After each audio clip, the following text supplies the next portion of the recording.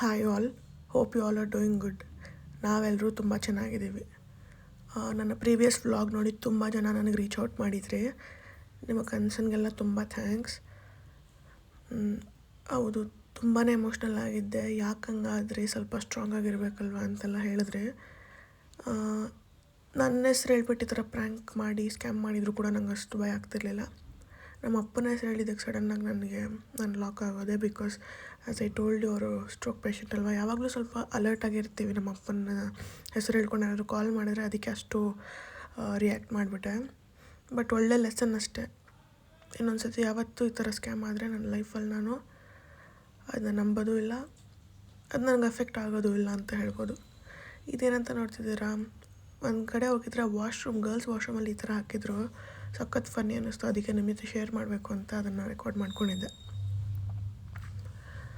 So fried rice ಮಾಡೋಣ ಅಂತ ಹೇಳಿ ತುಂಬ ಚಿಕ್ಕದಾಗಿ ತರಕಾರಿನೆಲ್ಲ ಕಟ್ ಮಾಡಿಟ್ಕೊಂಡು ಬೆಳಗ್ಗೆ ಫ್ರೈಡ್ ರೈಸ್ ಮಾಡಿದ್ವಿ. ಸೊ ಇದಕ್ಕೆ ತುಂಬ ಇಂಪಾರ್ಟೆಂಟ್ ಜಿಂಜರ್ ಗಾರ್ಲಿಕ್ ಪೇಸ್ಟ್ ಅಲ್ವಾ.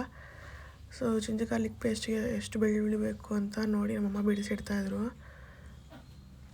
ಮತ್ತು ಈ ಜಿಂಜರ್ ಶುಂಠಿ ಎಲ್ಲ ಕ್ಲೀನ್ ಮಾಡಿಕೊಂಡು ಮಿಕ್ಸಿಗೆ ಹಾಕ್ಕೊಂಡು ಶುಂಠಿ ಬೆಳ್ಳುಳ್ಳಿ ಪೇಸ್ಟ್ ರೆಡಿ ಮಾಡ್ಕೊಂಡಿದ್ದೆ.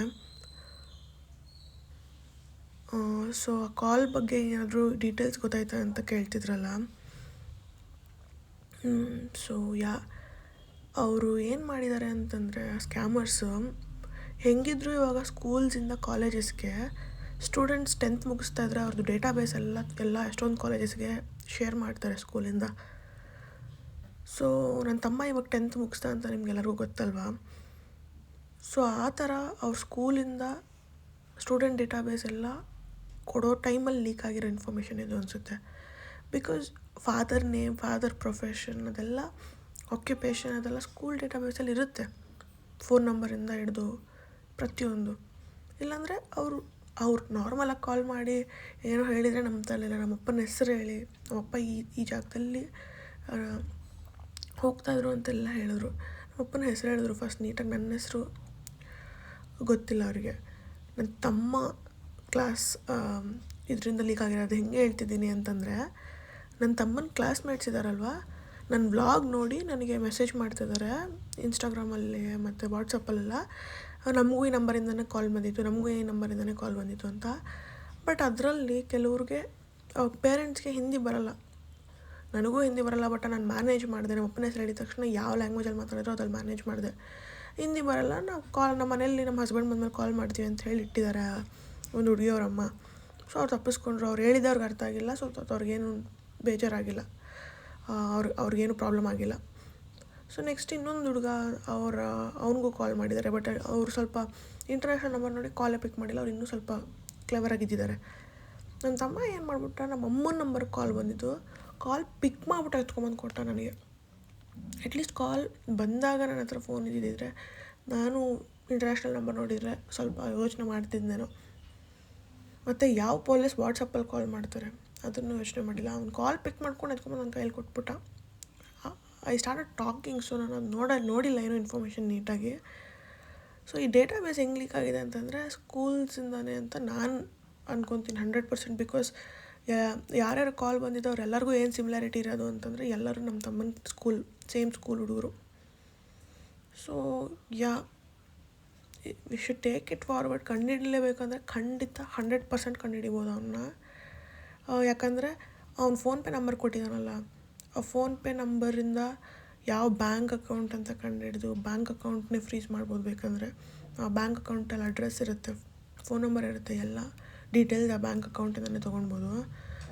But I don't think police will take serious action. But ಒಂದು ಇನ್ಫಾರ್ಮೇಷನ್ ಏನು ಗೊತ್ತಾಗಿದ್ದು ಅಂತಂದರೆ, ಸ್ಕೂಲ್ಸಿಂದ ಲೀಕ್ ಆಗಿರೋದು ಇನ್ಫಾರ್ಮೇಷನ್ನು. ಸೊ ಅವ್ನು ಕ್ಲೀನಾಗಿ ಕಾಲ್ ಮಾಡಿ ಪೇರೆಂಟ್ಸ್ ನೇಮ್ ಜೊತೆಗೆ ಸ್ಟೂಡೆಂಟ್ ನೇಮು ಹೇಳಿ ಏನೋ ಎಲ್ಲ ಗೊತ್ತಿರೋ ಥರ ಸ್ಕ್ಯಾಮ್ ಮಾಡ್ತಾಯಿದ್ದಾನೆ.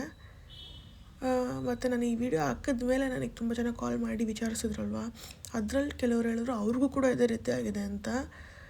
ಈ ಥರ ನಿಮ್ಮ ಕೊರಿಯರ್ ಬಂತಲ್ಲ, ಈ ಕೊರಿಯರಲ್ಲಿ ನಮಗೆ ಡ್ರಗ್ಸ್ ಸಿಕ್ಕಿದೆ, ಸೊ ನಿಮ್ಮ ಮೇಲೆ ಆ್ಯಕ್ಷನ್ ತೊಗೊತಾ ಇದ್ದೀವಿ. ಆಬ್ವಿಯಸ್ಲಿ ನಾವು ಎಲ್ಲೋದ್ರೂ ನಮ್ಮ ಫೋನ್ ನಂಬರ್ಸ್ ಕೊಡ್ತೀವಲ್ಲ, ಆ ಫೋನ್ ನಂಬರ್ ಹೆಸರಿಟ್ಕೊಂಡು ಕಾಲ್ ಮಾಡಿ ನಿಮ್ಗೆ ಬಂದಿದ್ದು ಕೊರಿಯರಲ್ಲಿ ಡ್ರಗ್ಸ್ ಇತ್ತು ಅದು ಇದು ಅಂತ ಹೇಳಿದ್ರೆ ಈಗ ಫಸ್ಟ್ ಆಫ್ ಆಲ್ ಯಾರೂ ಹೆದರ್ಕೊಂಬೇಡಿ. ಡ್ರಗ್ಸ್ ಇತ್ತಾ? ಹ್ಞೂ ಆಯಿತು ಸರಿ, ಏನು ಮಾಡಬೇಕು ಲೀಗಲ್ ಪ್ರೊಸೀಜರ್ ಹೇಳಿ ಅಂತ ಹೇಳಿ ನೆಕ್ಸ್ಟ್ ಸ್ಟೆಪ್ ತೊಗೊಳ್ಳೋಣ. ಫೋನಲ್ಲೇ ದುಡ್ಡು ಕಳಿಸು ಅಂತ ಹೇಳಿದ್ರೆ 100% ಅದು ಸ್ಕ್ಯಾಮ್ ಅಂತಲೇ ಅರ್ಥ ಅಂತ ನಾನು ಇವಾಗ ಅರ್ಥ ಮಾಡಿಕೊಂಡೆ.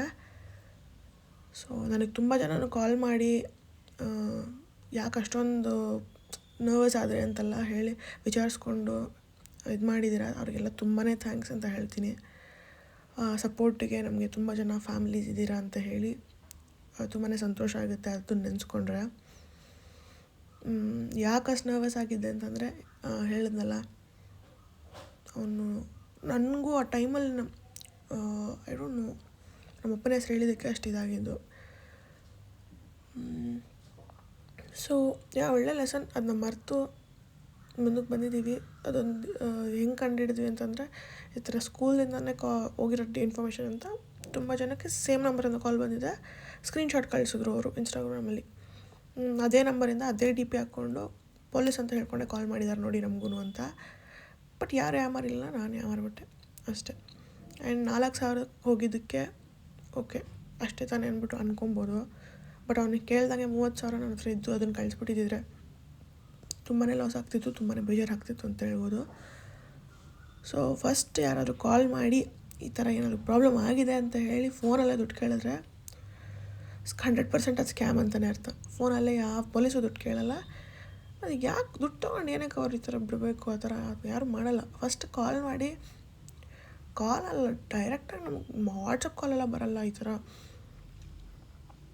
ಸೊ ಅದು 100% ಸ್ಕ್ಯಾಮ್. ಸೊ ಎಲ್ಲ ಮುಗೀತು, finally we're out of it, fine. ಇನ್ನೊಂದು ಸತಿ ಯಾವ್ದನ್ನ ಕಾಲ್ ಬಂದರೆ ನಂಬಲ್ಲ ಅಷ್ಟೇ. ಒಂದು ಒಳ್ಳೆ ಲೆಸನ್ ಕಲ್ತಿದ್ದೀವಿ. RCB CSK ಮ್ಯಾಚ್ ಇತ್ತು ಸಂಡೇ, ಅವತ್ತು ನೈಟ್ ಎಗ್ ಮ್ಯಾಗಿ ತಿಂತ ಮ್ಯಾಚ್ ನೋಡ್ತಾ ಇದ್ವಿ. RCB ವಿನ್ ಆಯಿತು. ಸೊ ಫುಲ್ ಖುಷಿ ಎಲ್ಲರಿಗೂ, ನಮಗೂ ಕೂಡ.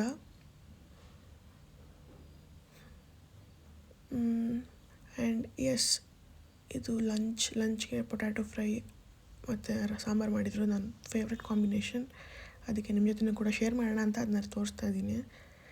ಇದು ನಮ್ಮ ಪಾಪನ ಮಲಗ್ಸೋಕ್ಕೆ ಜೋಲಾಲಿ ಅಂತಾರಲ್ಲ, ಅದು ಬಟ್ಟೆದು ಹಾಕ್ತಿದ್ವಲ್ಲ, ಸೊ ಅದು ಬೇಡ ಅಂತ ಹೇಳಿ ಈ ಥರ ತೊಗೊಂಬರ್ಬೇಕು ಅಂತ ಮಾತಾಡ್ತಾಯಿದ್ರು. ಚಿಕ್ಕಪೇಟ್ಗೆ ಹೋಗಿದ್ರು. ಸೊ ಅಲ್ಲಿಂದ ನೋಡಿ ಇದನ್ನು ತೊಗೊಂಬಂದಿದ್ರು. ತುಂಬಾ ಚೆನ್ನಾಗಿದೆ, ಸಾಫ್ಟಾಗಿದೆ ಮತ್ತು ನೋಡೋಕ್ಕೂ ಚೆನ್ನಾಗಿದೆ. ಅದರಲ್ಲಿ ಈ ಮಸ್ಕಿಟೋ ನೆಟ್ ಕೂಡ ಕೊಟ್ಟಿದ್ದಾರಲ್ಲ, ಪಾಪುಗೆ ಸೊಳ್ಳೆ ಗಿಳ್ಳೆ ಏನೂ ಕಚ್ಚಲ್ಲ. ಸೊ ಈ ಜೋಲಾಲಿ ತುಂಬಾ ಚೆನ್ನಾಗಿತ್ತು.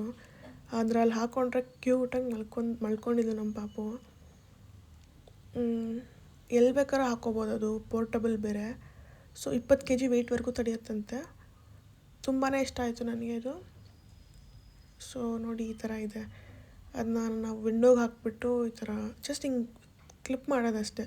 ಹಾಕ್ಬಿಟ್ಟು ಎಲ್ಲಿ ಬೇಕಾದ್ರೂ ಹಾಕ್ಕೊಬೋದು ಈ ಜೋಲಾಲಿನ. ಎಲ್ಲಾದರೂ ಕ್ಯಾರಿ ಕೂಡ ಮಾಡ್ಬೋದು, ಹಾಕ್ಕೊಬೋದು. ತುಂಬಾ ಯೂಸ್ಫುಲ್ ಇದು. ಸೊ ಅದನ್ನು ತೋರಿಸೋಣ ಅಂತೇಳಿ ತೋರಿಸ್ದೆ. ಇದು ನಮ್ಮ ಪಾಪಗೆ ಬೊಟ್ಟು ಕಾಜಲ್ ಇಡ್ತಾರಲ್ಲ ಹಣೆಗೆ, ಯಾವುದಂದರೆ ಅದು ಇಡ್ತಾಯಿದ್ರು. ಈ ರೋಡ್ ಮೇಲೆ ಬರೋದು ತೊಗೊಂಡಿರ್ತಿದ್ರಲ್ಲ, ಅದು ನನಗೆ ಇಷ್ಟ ಆಗಿಲ್ಲ ಅಂತ ಹೇಳಿ ಈ ಹರ್ಬಲ್ ಕಾಜಲ್ ಸಿಕ್ಕಿತ್ತು, ನೋಡಿದೆ, ತೊಗೊಂಬಂದೆ. 100 ರೂಪೀಸ್ ಅಂತ ಇತ್ತು ಹರ್ಬಲ್ ಬೇಬಿ ಕಾಜಲ್ಲು. ಸೊ ಹರ್ಬಲ್ ಅಲ್ವಾ, ಸೊ ಚೆನ್ನಾಗಿರುತ್ತೆ ಅಂತ ಹೇಳಿ ನೋಡಿ ತೊಗೊಂಡು ಬಂದು ಓಪನ್ ಮಾಡಿದ್ರೆ ತುಂಬ ಚಿಕ್ಕದಾಗಿತ್ತು ಒಳಗಡೆ. ಸೊ ಫೈನ್, ಹರ್ಬಲ್ದಲ್ವಾ, ಚೆನ್ನಾಗಿದ್ದರೆ ಸಾಕು ಅಂಥೇಳಿ ನೋಡಿದೆ. ಎಷ್ಟಿತ್ತು ಸ್ಮೆಲ್ ಅಂತೂ ತುಂಬಾ ಚೆನ್ನಾಗಿತ್ತು, ಪ್ಯೂರಾಗಿತ್ತು.